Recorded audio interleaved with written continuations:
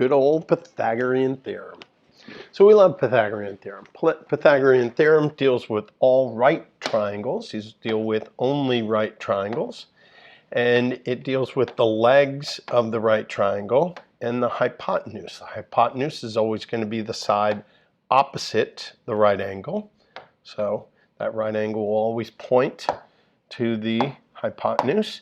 We have the legs of the right angle will be A and B, and the hypotenuse. And Pythagoras created this formula. He said in all right triangles, a squared plus b squared is going to equal c squared, or the sum of the legs squared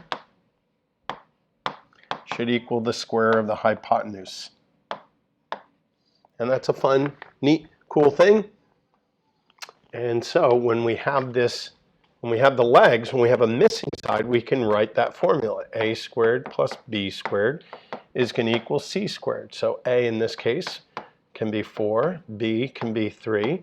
It doesn't matter. A could have been 3 and b could have been 4 equals x squared.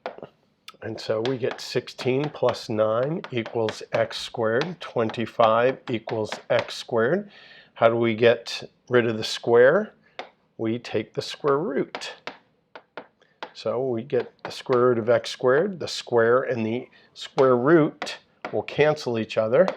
And that leaves us with x, and 25 is a perfect square, so it's 5. Notice I didn't do plus or minus 5. Technically, the square root of x squared would produce a plus or minus, but because we're talking about distances, we would only deal with the positive value. So in this case, x equals 5. That's a 3, 4, 5 triangle. Very special and something that we should sort of be familiar with. So again, a squared plus b squared equals c squared. A can be 10, b can be 12, and c will be the hypotenuse. 100 plus 121 equals y squared. 221 equals y squared. And now this is not a perfect square, so we'll take the square root.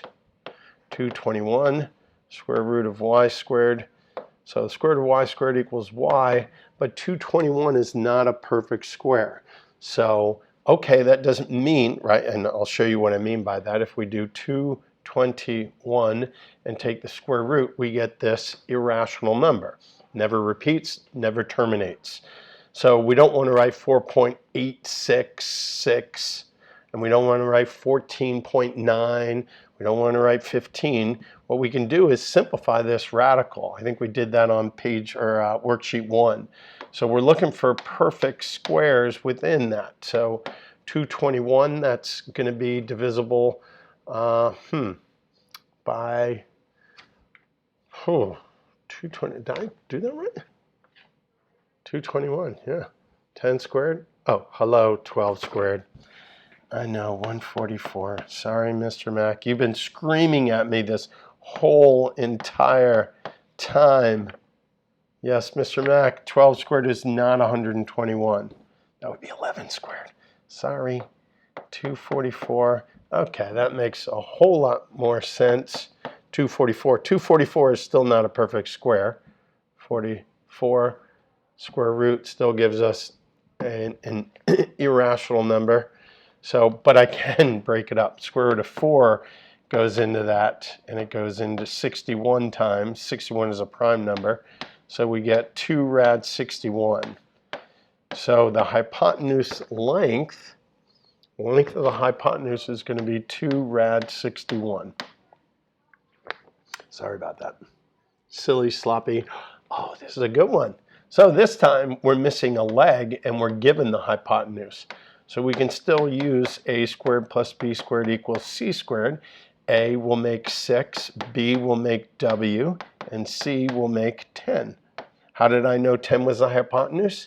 Because it was opposite of the right angle, and we know that the legs of the right angle that makes the right angle, the legs will always be those sides. Good. So let's keep going. We're going to simplify. 36 plus w squared equals 100. Let's isolate w squared.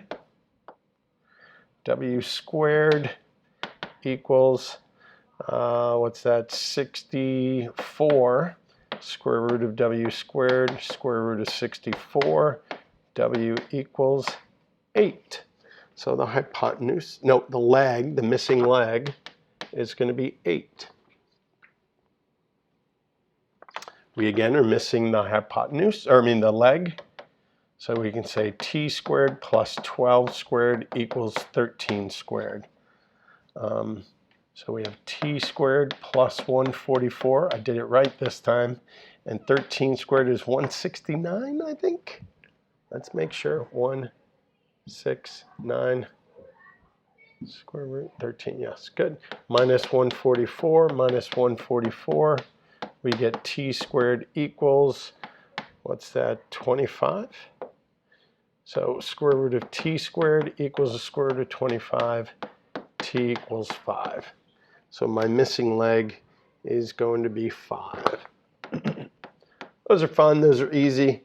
Those should take you super quick. Almost like they knew I was going to make that mistake. 146. We don't have to solve it. It just wants us to solve this. 15 squared. 15 squared. 225? 15 squared. 225. Yes, you heard me say it before. 100, so 125. And this is just practicing your math. 17 squared. No idea. 18 squared. No idea. I probably should know these. 17 squared, 289. And 18 squared, oh, I don't know, 326? 324. I should have known 4. Why should I know that it would have ended in 4 and not 6? Because 8 times 8 is 64, so of course it has to end with 4. That's 3, that's 1, 613. Adding those two together. 121 minus 81 gives us 40.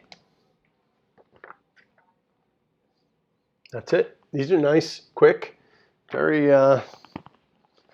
very genteel, as we say.